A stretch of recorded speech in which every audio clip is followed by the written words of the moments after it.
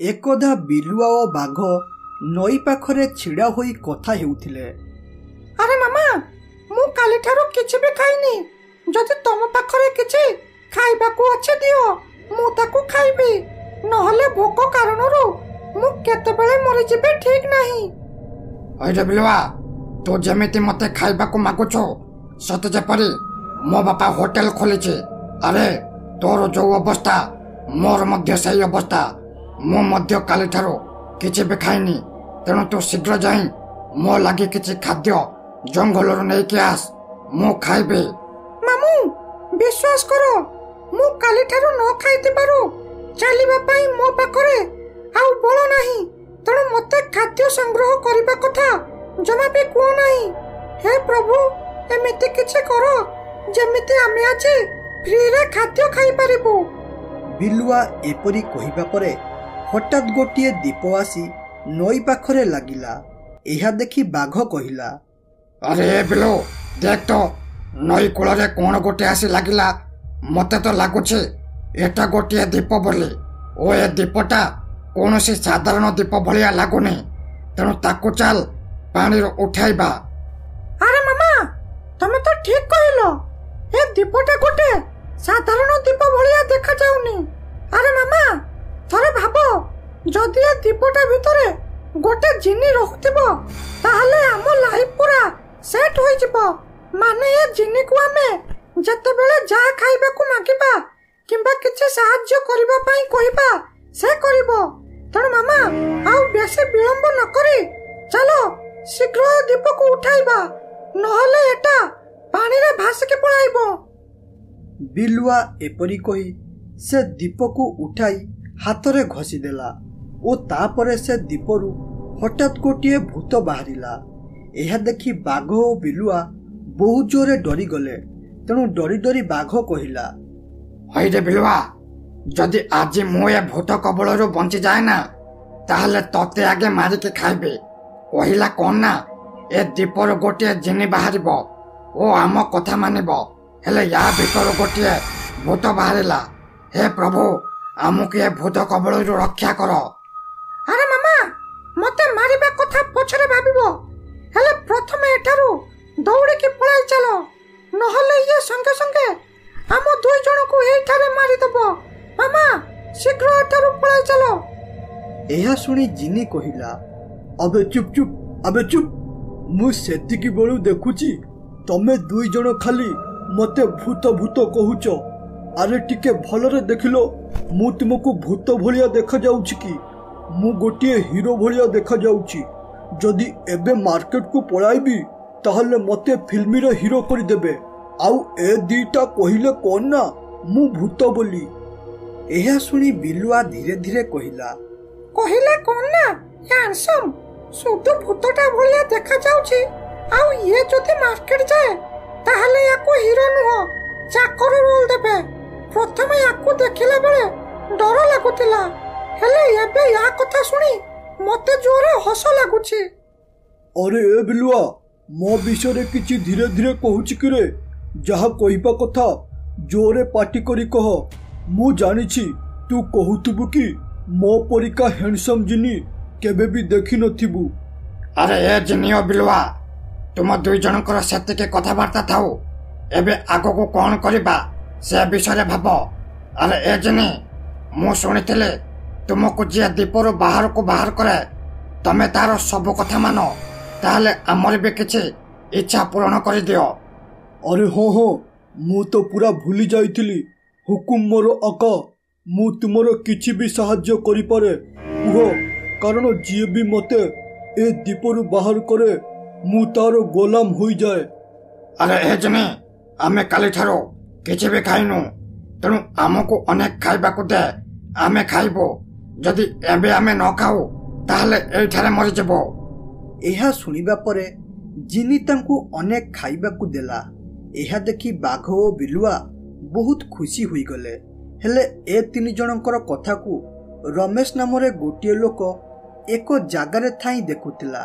से एपरी आश्चर्यजनक दृश्य देखि डरिबा सह बहुत खुशी मध्य होई गला एवं कहिला, अरे ए आखि आजी कोन न देखिला ମାନେ ଗୋଟିଏ ଜିନି ଦେଖିଲି ଯାହାକୁ ମୁଁ କେବେ କାହାଣୀରେ ଶୁଣିଥିଲି ତାହା ପ୍ରକୃତରେ ଅଛି ବୋଲି ମୁଁ କେବେ ବି ଭାବିନଥିଲି। ସେ ଯାହା ହେଉ ମୋତେ ଏ ଦୀପକୁ ଯେମିତି ହେଉ ଏ ବାଘ ଓ ବିଲୁଆ ଠାରୁ ଆଣିବାକୁ ପଡ଼ିବ। ଯଦି ଏ ଦୀପ ମୋତେ ମିଳିଗଲା ନା ତାହେଲେ ମୋତେ ଆଉ ଜମା ବି କାମ କରିବା ପାଇଁ ପଡ଼ିବନି। ମାନେ ମୁଁ ସବୁବେଳେ ଖାଲି ଘରେ ବସିକି ଖାଇବି। ଏପରି କହି ରମେଶ ବାଘ ଓ ବିଲୁଆର ପିଛା କରିବାରେ ଲାଗିଲା। ସେ ପିଛା କରି କରି ସେ ଦୁଇ ଜଣ ରହୁଥିବା ଜାଗା ପାଇଗଲା। ଏହା ଦେଖି ରମେଶ କହିଲା, ଆରେ ବାଃ, ମୁଁ ଏ ଦୁଇ ଜଣ ରହୁଥିବା ଜାଗା ପାଇଗଲି। ବାସ୍ ସେ ଦୁଇ ଜଣ ଶୋଇଥିବା ବେଳେ କିମ୍ବା ଅନ୍ୟମନସ୍କ ଥିବା ବେଳେ ଏଠାକୁ ଆସିବି ଓ ଏ ଦୀପକୁ ନେଇକି ପଳାଇବି। ରମେଶ ଏପରି କହି ସେଠାରେ ଅପେକ୍ଷା କରିବାରେ ଲାଗିଲା। ଅପେକ୍ଷା କରି କରି କିଛି ସମୟ ବିତିଗଲା ଏବଂ ତାର ଏତିକି ବେଳେ ନଜର ପଡ଼ିଲା ବିଲୁଆ ଓ ବାଘ ଶୋଇ ପଡ଼ିଥିଲେ। ଏହା ଦେଖି ରମେଶ ବହୁତ ଖୁସି ହୋଇଗଲା ଏବଂ ଧୀରେ ଧୀରେ ବାଘ ଓ ବିଲୁଆ ପାଖକୁ ଗଲା ଏବଂ ସେଠାରୁ ଦୀପ ଉଠେଇକି ଆଣୁଥିବା ବେଳେ ହଠାତ୍ ବିଲୁଆର ନିଦ ଭାଙ୍ଗିଗଲା। ଏହା ଦେଖି ବିଲୁଆ କହିଲା, ହଇରେ ଚୋର ମଣିଷ, ରହ ରହ, ସେଇଠାରେ ରହ କହୁଛି। ତୁ ଆସି ଆମ ଦୀପ ଚୋରି କରୁଛୁ। ଏ ମାମୁଁ, ଶୀଘ୍ର ଉଠ। ଦେଖ ଏ ଚୋର ମଣିଷ କିପରି ଆମ ଦୀପ ନେଇକି ପଳାଉଛି। ଏହା ଶୁଣି ବାଘ କହିଲା, ହଇରେ ମୂର୍ଖ ମଣିଷ, ତୁ ତ ଏଠାରୁ ଦୀପ ଉଠାଇକି ନେଇଗଲୁ। ଏବେ ଦେଖିବା ଏଠାରୁ କିପରି ପଳାଇବୁ। ମୁଁ ଏଇ ଟିକିଏ ପୂର୍ବରୁ ଖାଦ୍ୟ ଖାଇଥିଲି, ହେଲେ ଏବେ ତତେ ମାରି ମୁଁ ଖାଇବି। ଏମିତିରେ ମୁଁ ବହୁତ ଦିନ ହେବ ମଣିଷ ମାଂସ ଖାଇନଥିଲି। ଏହା ଶୁଣି ରମେଶ ବହୁ ଜୋରେ ଡରିଗଲା ଏବଂ ମନେ ମନେ ଭାବିଲା, ଆରେ ମୁଁ ତ ଏଠାକୁ ଦୀପ ନେବାକୁ ଆସିଥିଲି, ହେଲେ ଏ ବାଘ ଓ ବିଲୁଆ ହାବୁଡ଼ରେ ପଡ଼ିଗଲି। କ'ଣ କରିବି ଭାଇ? ମୋତେ ଯାହା ଲାଗୁଛି ମୋର ମରିବା ପରିସ୍ଥିତି ଏବେ ଆସିଗଲା।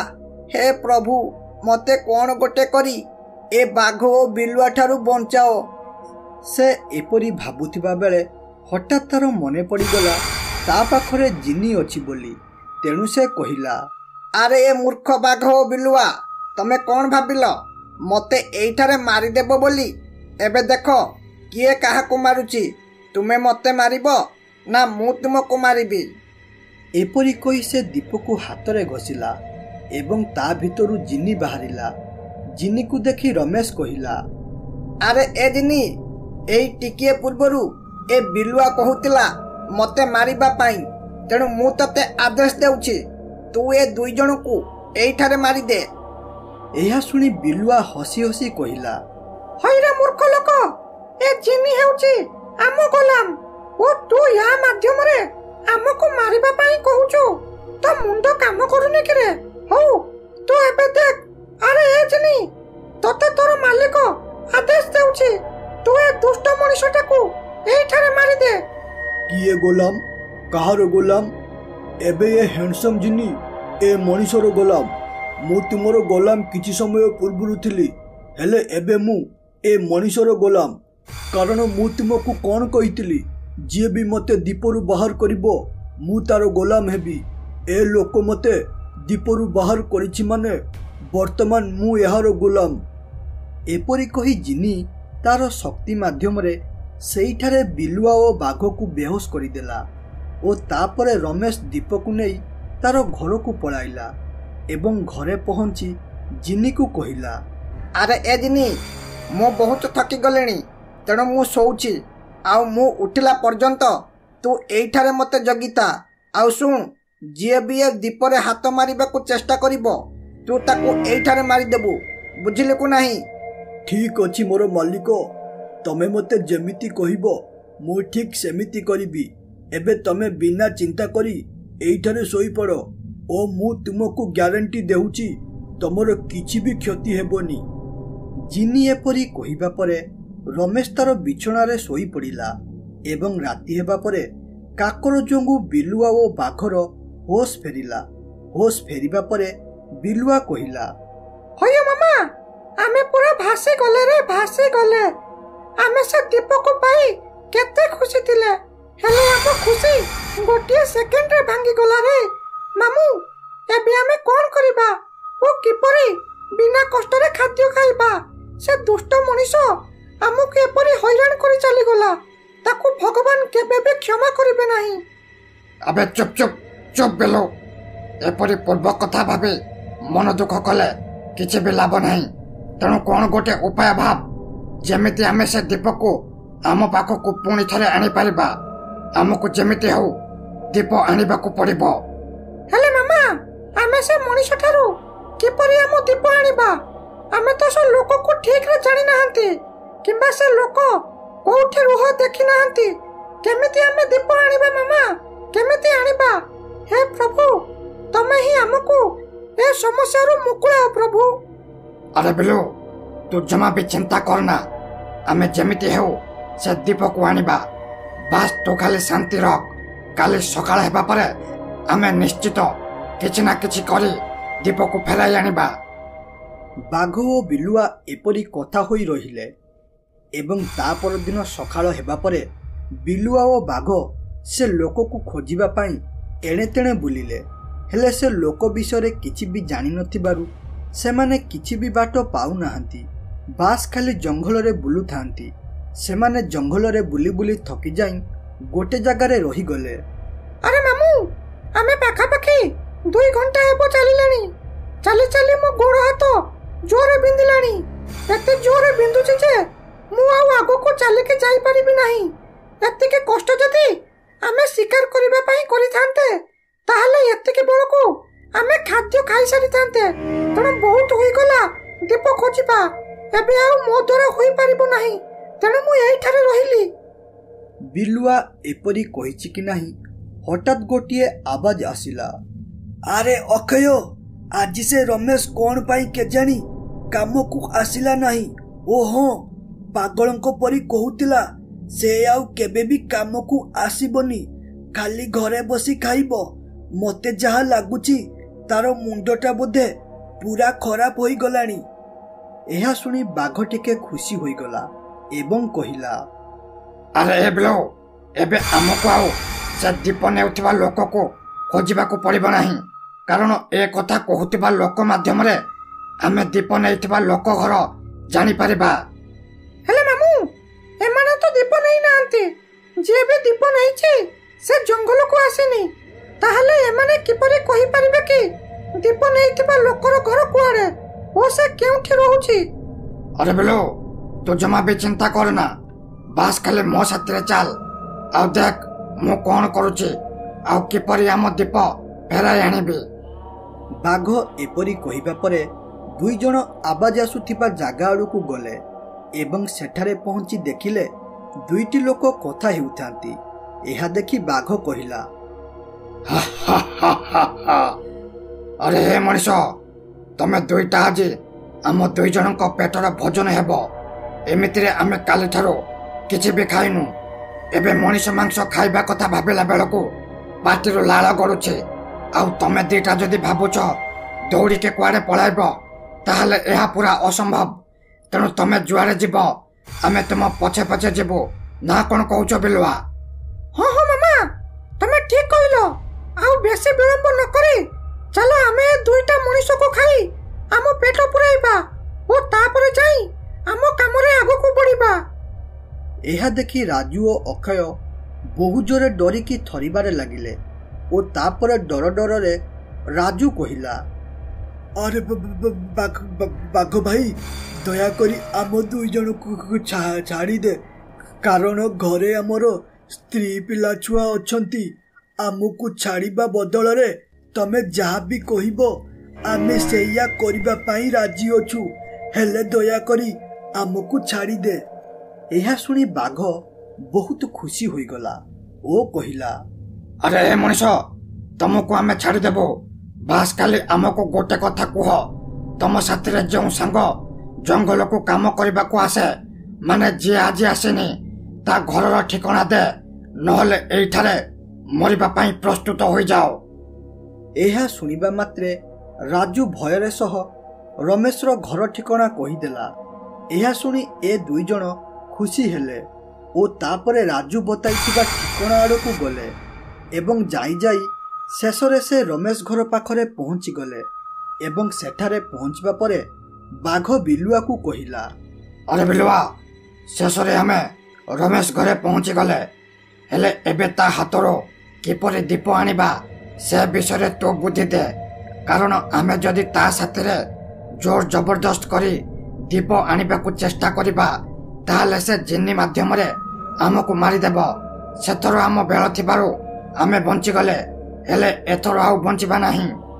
अरे मामा तमे एतिक बाट नै के आसी बहुत करि देलो एबे तमे खाली देखो मु कोन करूची बस तमे खाली एठारे छिड़ा होई रमेश को देखो एवं मु पछरे लुचि के गोटे बाड़ी धरी छिड़ा होईची एवं जेमिति रमेश घर बाहर को आसीबो तमे ताको कथारे भुलाई रखिबो एवं मु ठीक समय देखि बाड़ी रे ताको पहाड़ देबी जा द्वारा दीपटी तळको गली पड़िबो ओ तापर तमे ताको उठाई आनिबो।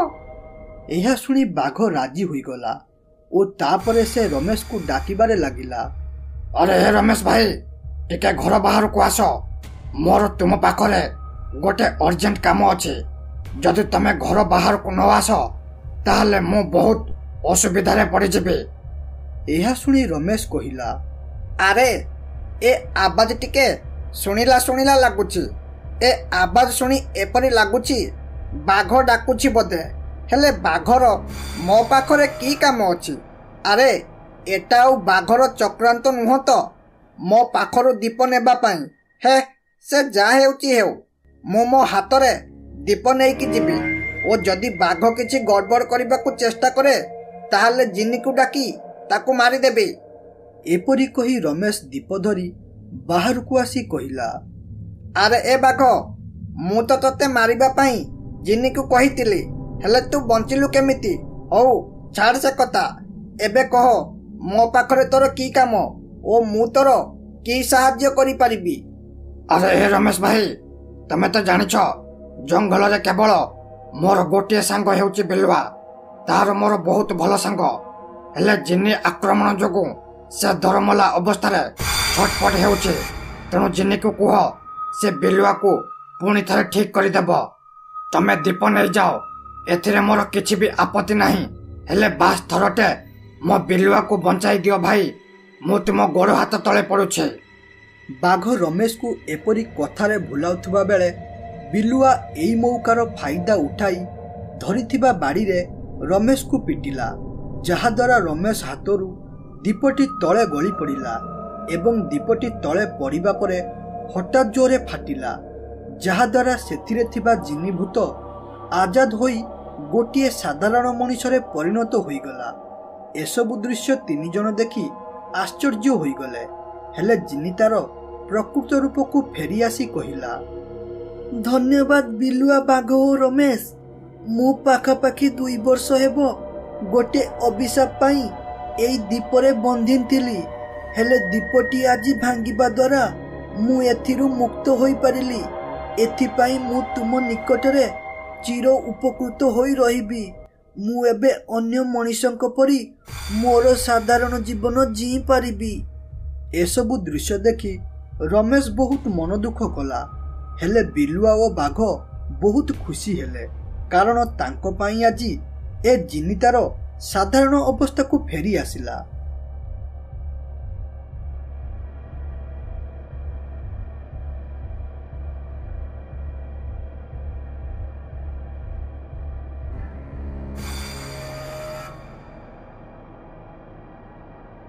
आपण माने कहानी आरंभरू गोटे विशाल गुंफा देखि पारुथिबे जदि आपण ए गुंफा को साधारण गुंफा भाबुचंती ताहाले भूल भाबुचंती कारण ए गुंफा पूरा अंडामय।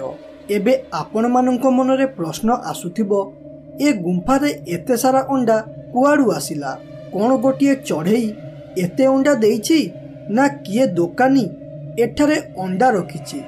प्रकृत कथा हेउछि गोटे भूत ए अंडा को रखिछि। एपरी प्रत्येक दिन अंडा चोरी करी हो किंबा किणिकी हो आनिबे ओ मोर गुंफा पूरा अंडारे भर्ती करदेबे एवं वर्षा दिन आसीबा परे खाली बसिके खाइबे हो आउ एबे बेसी विलंब न करी जाउछि एबे जेबे एवं अनेक अंडा संग्रह करी ଏଠାକୁ ନେଇକି ଆସିବେ। ଏପରି କହି ଭୂତ ସେଠାରୁ ପଳାଇ ଆସିଲା। ସେ ଗଲାବେଳେ ଗୋଟିଏ ବିଲୁଆ ସବୁବେଳେ ଦେଖେ, ତେଣୁ ସେ କହିଲା, ଆରେ ଏ ଭୂତ ସବୁବେଳେ ଏତିକି ସମୟରେ କୁଆଡେ ଯାଉଛି? ତେଣୁ ମତେ ଆଜି ତା ଉପରେ ପୁରା ନଜର ରଖିବାକୁ ପଡିବ। ଯଦି ସିଏ ଶିକାର କରି କୌଣସି ମଣିଷ କିମ୍ବା ଜୀବଜନ୍ତୁ ଆଣେ, ତାହେଲେ ସେ ଖାଇବା ପରେ ମତେ ହାଡ଼ ଖାଇବାକୁ ମିଳିଯିବ। ବିଲୁଆ ଏପରି କହି ସେ ଜାଗାରେ ଭୂତ ଫେରିବାକୁ ଅପେକ୍ଷା କରିବାରେ ଲାଗିଲା। ସେ ଅପେକ୍ଷା କରି କରି ପାଖାପାଖି 8ରୁ 10 ଘଣ୍ଟା ହୋଇଗଲା, ହେଲେ ଏପର୍ଯ୍ୟନ୍ତ ଭୂତର ଦର୍ଶନ ନଥାଏ।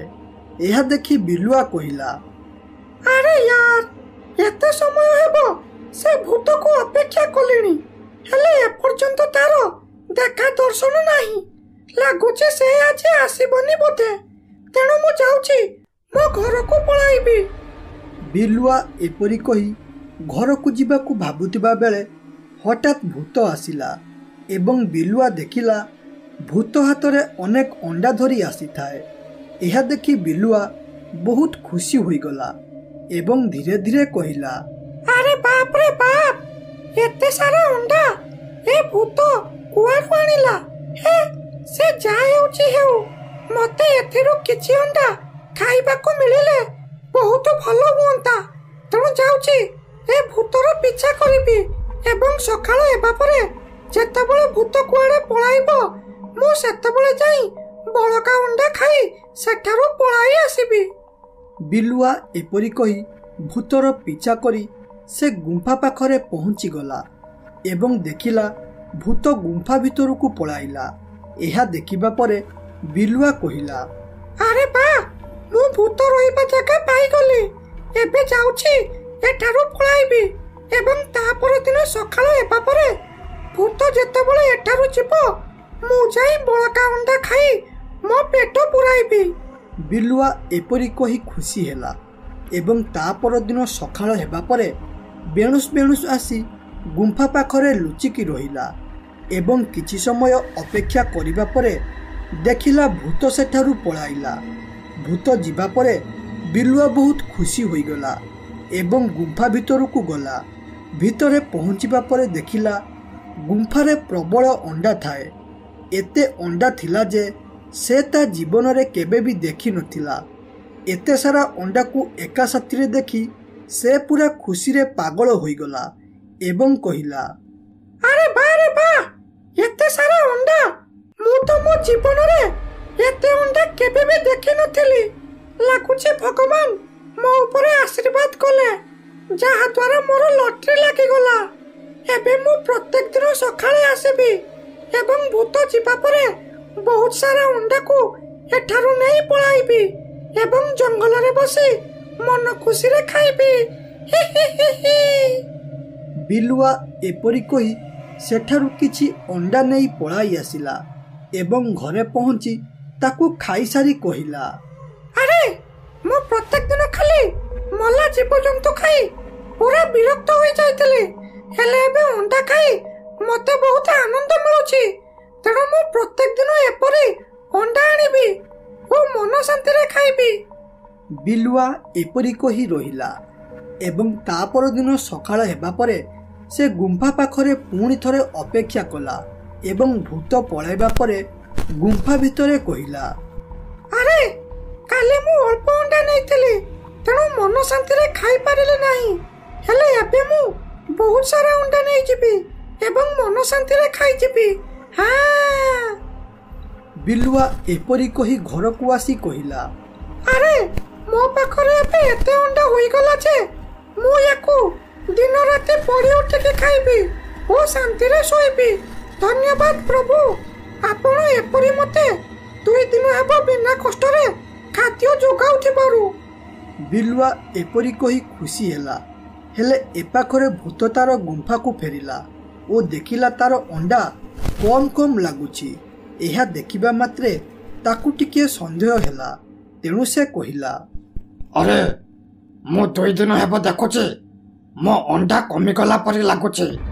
ଏସବୁ ଦେଖି ମୁଁ ଯାହା ଜାଣିପାରୁଛି, ଏ ଅଣ୍ଡାକୁ କିଏ ବୋଧେ ଚୋରି କରୁଛି।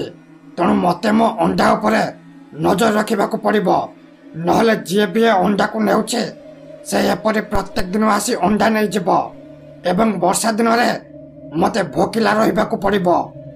भूत एपरी कही मने मने प्लान भाबिला कि किपरि से अंडा चोर को धरिबो एवं ता पर दिन सकाळ हेबा परे से गुंफारू बाहरिकी पळाइला।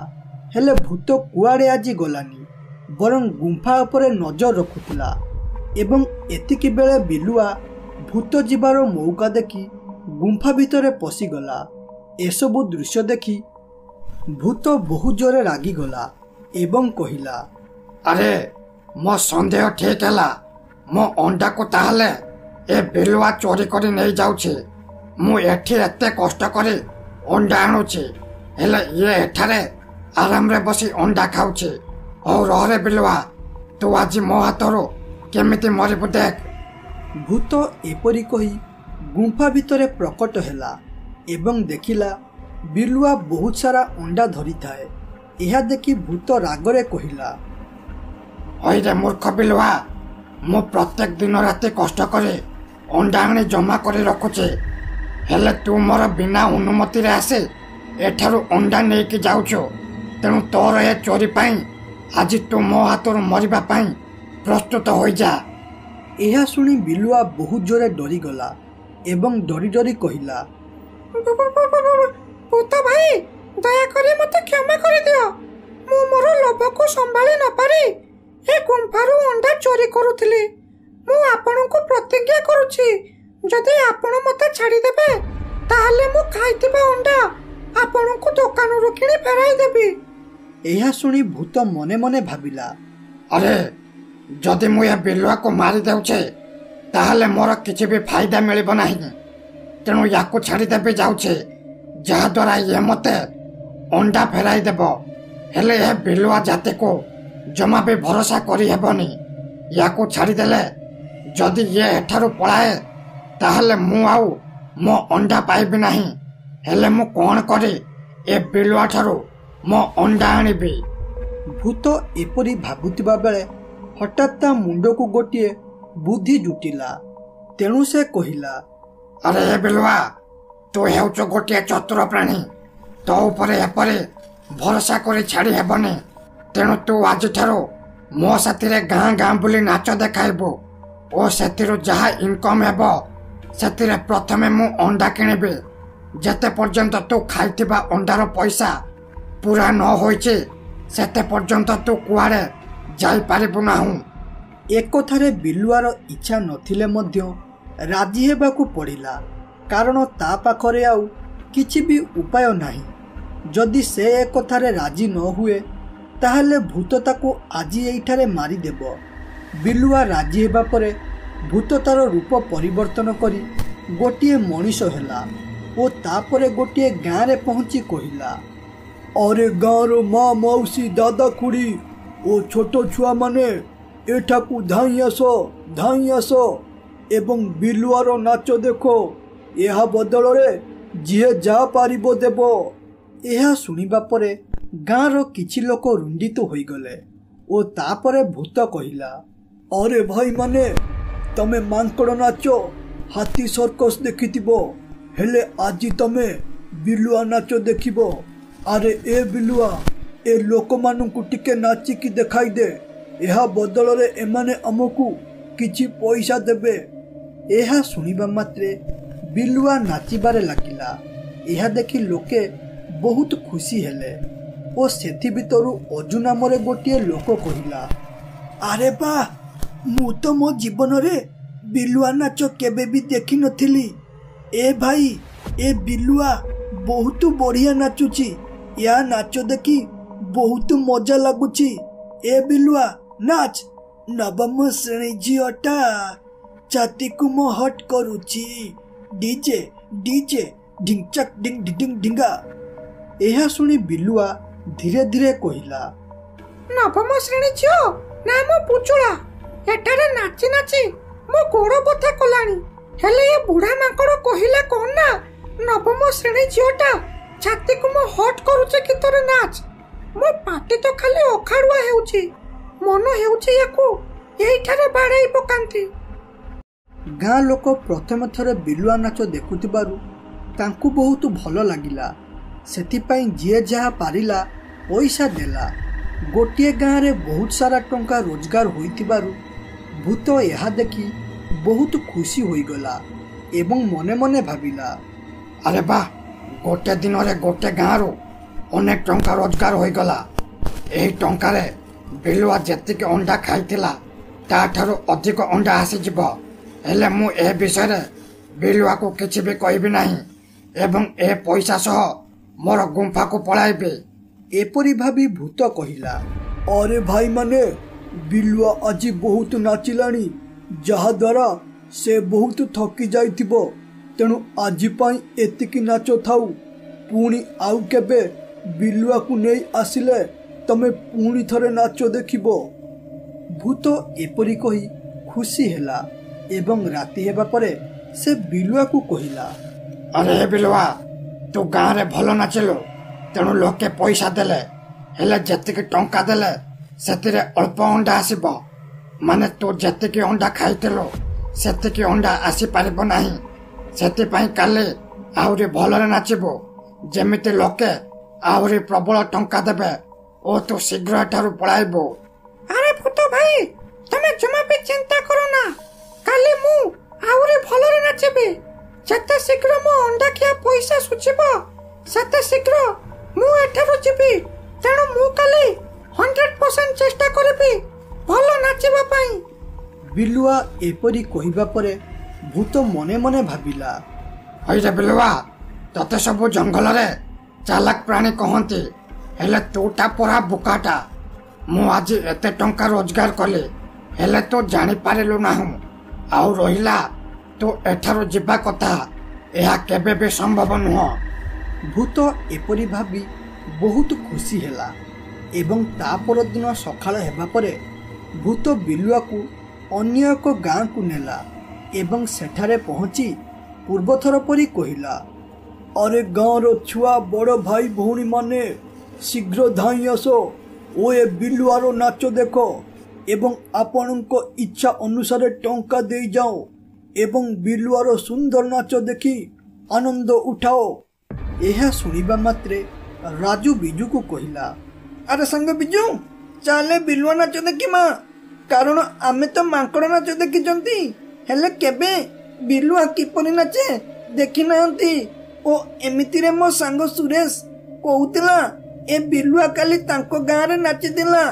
ତେଣୁ ଚାଲ ଚାଲ, ଶୀଘ୍ର ଚାଲ, ଆମେ ଦେଖିବା ବିଲୁଆ ନାଚ। ରାଜୁ ଏପରି କହିବା ପରେ ଦୁଇ ଜଣ ସେଠାକୁ ଗଲେ ଏବଂ ସେଠାରେ ପହଞ୍ଚି ବିଲୁଆ ନାଚ ଦେଖିଲେ। ବିଲୁଆ କାଲିଠାରୁ ଆଜି ଆହୁରି ବହୁତ ଭଲସେ ନାଚୁଥିଲା। ଏତେ ସୁନ୍ଦର ନାଚକୁ ଦେଖି ଲୋକେ ବହୁତ ଆନନ୍ଦ ଉଠାଇଲେ। ଆରେ ମାଲପି, ତୁ ବୋଲୁଛୁ କାଇଁ? ଭଲ ମଣିଷ ହେବୁନିଆ ଭାଇ, ଟେନସନରୁ ହେଇଯିବୁ ଫ୍ରି। ତୁ ପି, ସବୁବେଳେ ତୁ ପି ପି। ବିଲୁଆ ଏପରି କହି ନାଚିଲା। ବିଲୁଆ ଏପରି ବହୁତ ସମୟ ନାଚି ନାଚି ବହୁତ ଥକି ଯାଇ ରହିଗଲା। ଏହା ଦେଖି ଭୂତ ବହୁତ ଜୋରେ ରାଗିଗଲା ଏବଂ କହିଲା, ହଇରେ ମୂର୍ଖ ବିଲୁଆ, ତୁ ଏପରି ରହିଗଲୁ କାହିଁକି? ଶୀଘ୍ର ନାଚ, ଗାଁ ଲୋକ ବହୁତ ଆସିଲେଣି ତୋ ନାଚ ଦେଖିବାକୁ। ଯଦି ଏତିକି ବେଳେ ନ ନାଚିବୁ ତାହେଲେ ଆମକୁ ଟଙ୍କା ମିଳିବ ନାହିଁ। ତେଣୁ ନାଚ ନାଚ, ଶୀଘ୍ର ନାଚ। ଦେଖ ଭାଇ, ମୁଁ ବହୁତ ସମୟ ହେବ ନାଚି ନାଚି ବହୁତ ଥକି ଗଲିଣି। ଏତେ ଥକି ଯାଇଛି ଯେ ଥକାରେ ମୋ ଗୋଡ଼ ଉଠୁନି। ଯଦି ଆଉ କିଛି ସମୟ ଏଠାରେ ନାଚେ ତାହେଲେ ମୁଁ ମରିଯିବି। ତେଣୁ ଆଜି ଏଠାରୁ ପଳାଇବା ଚାଲ। ଏମିତିରେ ବି ଆଜି ବହୁତ ଟଙ୍କା ଇନକମ୍ ହୋଇଗଲାଣି। ଆରେ ଏ ବିଲୁଆ, ତତେ କ'ଣ ଘରକୁ ଯିବାକୁ ଇଚ୍ଛା ନାହିଁ କି? ଯଦି ଘରକୁ ଯିବାର ଇଚ୍ଛା ଅଛି ତାହେଲେ ଶୀଘ୍ର ନାଚିବା ଆରମ୍ଭ କର ଓ ଅନେକ ଟଙ୍କା ରୋଜଗାର କରିବାରେ ମୋତେ ସାହାଯ୍ୟ କର। ନହେଲେ ମୁଁ ତୋର କ'ଣ କରିବି ସେଟା ତୁ ଭଲରେ ଜାଣିଛୁ। ଏହା ଶୁଣିବା ପରେ କଷ୍ଟ ହେଉ ଯାହା ହେଉ ବିଲୁଆ ନାଚିବାରେ ଲାଗିଲା। ଏସବୁ ଦୃଶ୍ୟ ଦେଖି ରାଜୁ ଜାଣିପାରିଲା କିଛି ଗୋଟିଏ ଗଡ଼ବଡ଼ ଅଛି, ଯେଉଁଥିପାଇଁ ଏ ଲୋକ ବିଲୁଆକୁ ଏପରି ବନ୍ଦିନ କରି ରଖିଛି। ଏପରି ଜାଣିପାରି ସେ ମନେ ମନେ ଭାବିଲା, ଆରେ ମତେ ଯାହା ଲାଗୁଛି ଏ ଦୁଷ୍ଟ ଲୋକଟା ଏ ନିରୀହ ବିଲୁଆକୁ ବନ୍ଦିନ କରି ରଖିଛି ବୋଧେ। ଆମ ସାର୍ ଆଜି କ୍ଲାସରେ ପଢାଉଥିଲେ ସର୍ବଦା ଜୀବଜନ୍ତୁଙ୍କୁ ସାହାଯ୍ୟ କରିବାକୁ ପଡିବ, ନହେଲେ ଏ ହାରାମି ଲୋକଟା ଏ ବିଲୁଆକୁ ଏପରି ନଚାଇ ନଚାଇ କେତେବେଳେ ମାରିଦେବ ତା ଠିକ ନାହିଁ। ଏପରି କହି ରାଜୁଆ ବିଲୁଆର ପିଛା କରିବାରେ ଲାଗିଲା। ବିଲୁଆ ଗଲାବେଳେ ଦେଖିଲା ଗୋଟିଏ ଲୋକ ବାଟରେ ଅଣ୍ଡା ବିକୁଥାଏ। ଆରେ ଭାଇ, କିଏ କୋଉଠି ଅଛ? ଜଲ୍ଦି ଧାଇଁ ଆସ ଏଠାକୁ ଓ ଅଣ୍ଡା ନେଇଯାଅ, ମାତ୍ର 5 ଟଙ୍କାରେ। ଓ ଆଉ ଗୋଟିଏ ଅଫର ଶୁଣିକି ରଖ, ଯଦି ତମେ 100 ଟଙ୍କାରେ ଅଣ୍ଡା ନେଉଛ ତାହେଲେ 2ଟି ଅଣ୍ଡା ଫ୍ରିରେ ମିଳିବ। ଏସବୁ କଥା ବିଲୁଆ ଶୁଣିଲା ଏବଂ ଗୁମ୍ଫାରେ ପହଞ୍ଚିବା ପରେ ଭୂତକୁ କହିଲା, ଆରେ ଏ ଭୂତ ଭାଇ, ତମେ ମୋ ସାଥିରେ ଧୋକା କଲ। ଏତେ ବଡ଼ ଧୋକା ଦେବାରୁ ଭଗବାନ ତୁମକୁ କେବେ ବି କ୍ଷମା କରିବ ନାହିଁ। ହଉ, ବହୁତ ହୋଇଗଲା, ମତେ ବନ୍ଦିନ କରି ରଖିବା। ଏବେ ମତେ ଏଠାରୁ ଯିବାକୁ ଦିଅ। ହଇରେ ବିଲୁଆ, ମୁଁ ତତେ କି ଧୋକା ଦେଲି? ଆଉ ତୋର ଏତେ ଚର୍ବି ହୋଇଗଲାଣି ଯେ ତୁ କ'ଣ କହୁଛୁ ଏଠାରୁ ଯିବା ପାଇଁ? ଯେତେ ପର୍ଯ୍ୟନ୍ତ ତୋ ଅଣ୍ଡାଖିଆ ପଇସା ନ ସୁଝିଛି ସେତେ ପର୍ଯ୍ୟନ୍ତ ତୁ କୁଆଡ଼େ ଯାଇପାରିବୁ ନାହିଁ। ହୟ ଭୂତ ଭାଇ, ଏପରି ମିଛ କହୁଛ, ତୁମକୁ ଖରାପ ଲାଗୁନି? ଆରେ ଅଣ୍ଡା ଗୋଟେ ଦାମ ହେଉଛି 5 ଟଙ୍କା। କାଲି ଆମେ ପାଖାପାଖି 2000 ଟଙ୍କା ରୋଜଗାର କରିଛନ୍ତି ଓ ସେ 2000 ଟଙ୍କାରେ ମୁଁ ଯେତିକି ଅଣ୍ଡା ଖାଇଥିଲି ତାଠାରୁ 2 ଡବଲ ଅଣ୍ଡା ଆସିବ। ଓ ତା ସହ ଆଜି ମଧ୍ୟ ଅନେକ ଟଙ୍କା ରୋଜଗାର କରିଛନ୍ତି। ତେଣୁ ଭଲରେ ଭଲରେ ମତେ ଏଠାରୁ ଯିବାକୁ ଦିଅ, ନହେଲେ କଥାଟା ଜମା ବି ଭଲ ହେବନି। ଆରେ ଏ ବିଲୁଆ, ତୁ ତ ଏଡ଼ିକି ଖଣ୍ଡେ ପ୍ରାଣୀଟେ, ଆଉ କହୁଛୁ କ'ଣ ନା କଥାଟା ଭଲ ହେବନି। ହଉ ଯା, ମୁଁ ତତେ ଏଠାରୁ ଯିବାକୁ ଦେବିନି। ତୁ ମୋର କ'ଣ କରିବା କଥା କର। ଆଉ ଗୋଟେ କଥା ଶୁଣ, ତୁ ମୋ ପାଖରେ ମୋ ଦାସ ହୋଇ ରହିବୁ, ଆଉ ଏଠାରୁ କେବେ ବି ଯାଇପାରିବୁ ନାହିଁ। ଏସବୁ କଥା ରାଜୁ ଗୁମ୍ଫା ବାହାରେ ଥାଇ ଶୁଣୁଥିଲା। ସେ ଏସବୁ ଶୁଣି କହିଲା, ଆରେ ଏ ଭୂତଟା ବହୁତ ବଡ଼ ବେଇମାନ କାମ କରି ଏ ନିରୀହ ବିଲୁଆଟାକୁ ବନ୍ଦିନ କରି ରଖିଛି। ତେଣୁ ମତେ ଶୀଘ୍ର ଏ ବିଲୁଆର ସାହାଯ୍ୟ କରିବାକୁ ପଡ଼ିବ, ନହେଲେ ଏ ବିଲୁଆ ଏପରି ପ୍ରତ୍ୟେକ ଦିନ କଷ୍ଟ ପାଇବ। ରାଜୁ ଏପରି କହି ସେଠାରୁ ପଳାଇଲା ଏବଂ ଏଠାରେ ବିଲୁଆ ଭୂତ କଥା ଶୁଣି ମନ ଦୁଃଖ କରୁଥିବା ବେଳେ ରାଜୁ ଗୋଟିଏ ଗୁଣିଆକୁ ଧରି ଗୁମ୍ଫା ଭିତରକୁ ଆସିଲା। ଗୁଣିଆ ଭୂତକୁ ଦେଖି କହିଲା, ହଇରେ ଦୁଷ୍ଟ ଭୂତ, ବହୁତ ହୋଇଗଲା ତୋର ଅତ୍ୟାଚାର ଏ ନିରୀହ ଜୀବ ଉପରେ। ତେଣୁ ଏବେ ମୋ ହାତରୁ ମରିବା ପାଇଁ ପ୍ରସ୍ତୁତ ହୋଇଯା। ଗୁଣିଆ ଏପରି କହି ତାର ଶକ୍ତି ମାଧ୍ୟମରେ ସେଇଠାରେ ଭୂତକୁ ମାରିଦେଲା। ଗୁଣିଆ ଭୂତକୁ ମାରିବା ପରେ ବିଲୁଆ ବହୁତ ଖୁସି ହୋଇଗଲା ଓ ତାପରେ କହିଲା, ଧନ୍ୟବାଦ ଗୁଣିଆ ବାବା, ତମେ ମତେ ଏ ଦୁଷ୍ଟ ଭୂତ ଠାରୁ ଆଜାଦ କରିଦେବାରୁ। ମୁଁ ତ ଭାବିଥିଲି ଜୀବନ ସାରା ଏ ଭୂତ କବଳରେ ବନ୍ଦିନ ହୋଇ ରହିବି ବୋଲି, ହେଲେ ତମେ ଠିକ ସମୟରେ ଆସି ମତେ ରକ୍ଷା କଲ। ଆରେ ଏ ବିଲୁଆ, ଧନ୍ୟବାଦ ମତେ ନୁହଁ, ବରଂ ଏ ପିଲାକୁ ଦେ, କାରଣ ସେ ମତେ ଏଠାକୁ ଡାକି ଆଣିଲା ଏବଂ ତୋ ଅସୁବିଧା ବିଷୟରେ ମତେ କହିଥିଲା। ତେଣୁ ତତେ ଆଜାଦ କରିବା ପଛରେ ଏ ପିଲାର ବଡ଼ ହାତ ଅଛି। ଏହା ଶୁଣିବା ମାତ୍ରେ ବିଲୁଆ କହିଲା, ଧନ୍ୟବାଦ ମୋର ସାନ ଭାଇ, ତୁମେ ଏତେ ସାନ ହୋଇ ସୁଦ୍ଧା ବହୁତ ବଡ଼ ବୁଦ୍ଧିମାନ କାମ କରି ମତେ ଏ ଭୂତ କବଳରୁ ରକ୍ଷା କଲ। ତେଣୁ ତୁମକୁ ବହୁତ ବହୁତ ଧନ୍ୟବାଦ। ମୁଁ ତୁମର ଋଣ କେବେ ବି ସୁଝି ପାରିବି ନାହିଁ। ଆରେ ଏ ବିଲୁଆ ଭାଇ, ଏଥିରେ ଧନ୍ୟବାଦ ଦେବା କିଛି ଆବଶ୍ୟକ ନାହିଁ। ଏହା ମୋର କର୍ତ୍ତବ୍ୟ ଥିଲା।